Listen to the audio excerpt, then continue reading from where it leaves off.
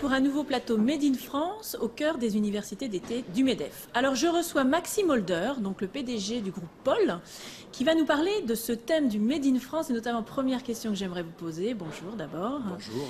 Que représente pour vous le label Made in France? Est-ce que vous pensez que c'est une vraie valeur ajoutée encore? Alors, le label Made in France est pour nous quelque chose d'indispensable car notre entreprise qui existe aujourd'hui sur 28 pays différents et finalement cette légitimité, elle la tient de son implantation, de son ancrage et de son histoire française. Donc je crois qu'aujourd'hui et encore demain, le label Made in France est quelque chose qui est prometteur et vendeur. Quelques chiffres sur votre groupe, 9000 collaborateurs, une trentaine de pays, 456 millions d'euros de chiffre d'affaires. En combien de temps avez-vous mis en place ce groupe? Il existe depuis combien de temps? Alors, cette entreprise a été créée par mon père, qui l'a fortement développée sur le marché français des années 60 à fin des années 80, puis lancée sur l'international au début des années 90. Donc on est finalement aujourd'hui sur une explosion de nos implantations à l'étranger, puisque non seulement nos pays déjà présents commencent à ouvrir de nombreux magasins, 9 l'année prochaine au Japon, 12 par exemple au Royaume-Uni, mais parallèlement à ça, nous ouvrons 2 à 3 nouveaux pays par an. Voilà. Donc je crois que ma génération est celle de l'international. Alors justement, quelle est l'image des sociétés françaises à l'international? Alors cette image évolue.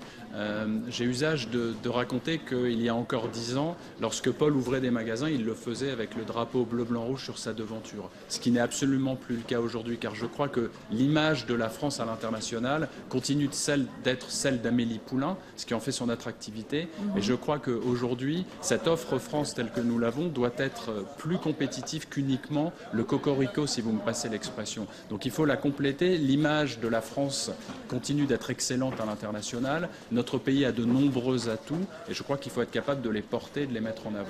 Alors vous avez participé à la table ronde de la France qui plaît. Quel en a été un petit peu votre sentiment? Qu'est-ce que vous en avez retiré?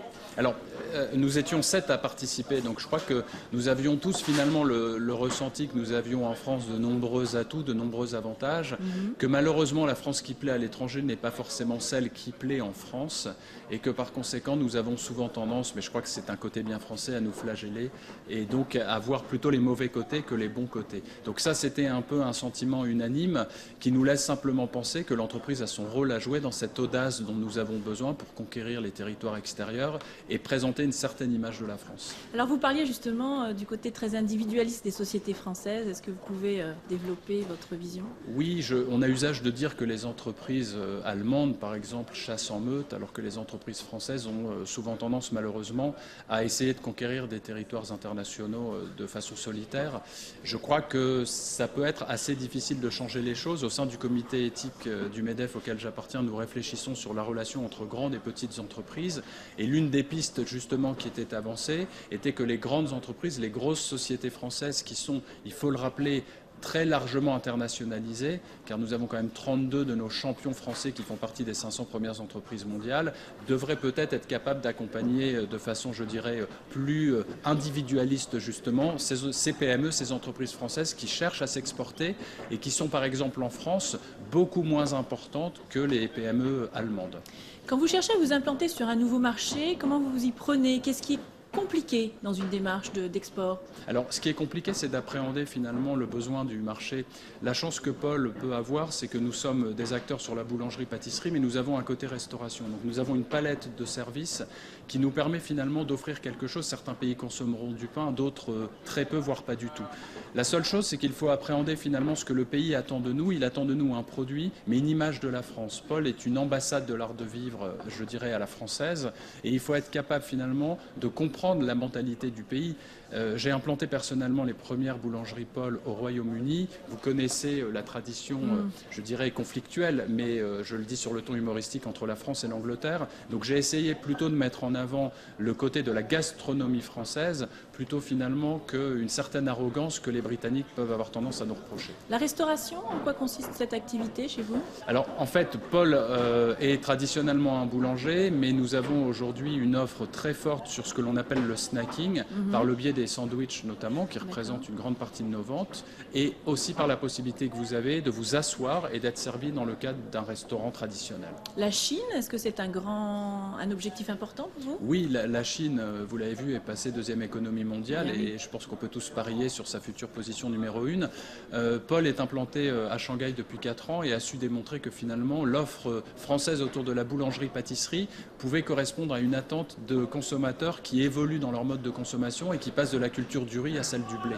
Ça marche alors en Chine? Alors ça marche et ça crée d'ailleurs des tensions et on le vit sur le cours du blé. Alors je ne dis pas que c'est uniquement ça, mais lorsque la Chine se met à acheter du blé, elle achète par journée de production mondiale. Donc, oui, alors vous avez été assez impacté justement par la hausse de certaines matières premières.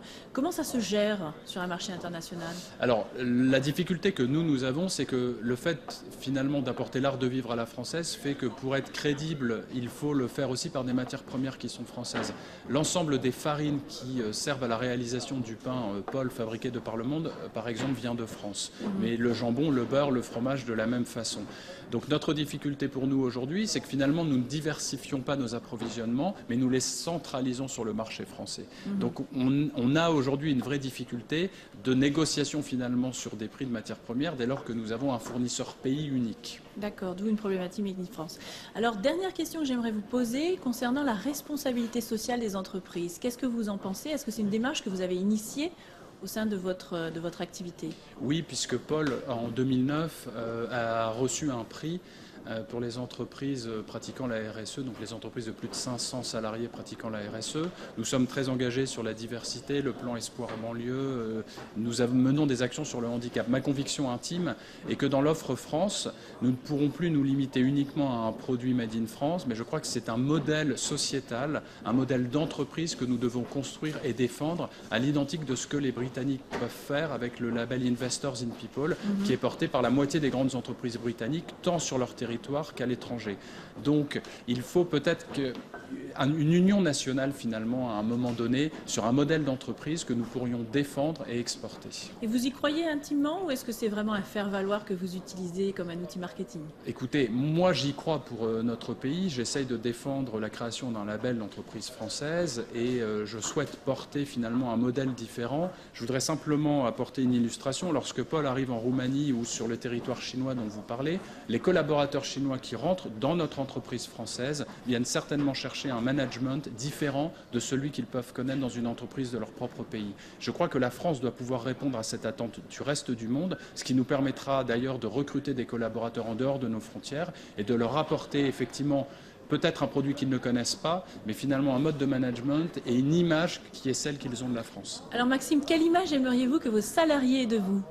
J'aimerais bien qu'ils considèrent que je suis un patron moderne qui est capable finalement d'appréhender les enjeux d'aujourd'hui et de préparer l'entreprise à ceux de demain. Très bien, eh bien écoutez, merci beaucoup et à bientôt pour un prochain Made in France sur les universités d'été du MEDEF. Merci.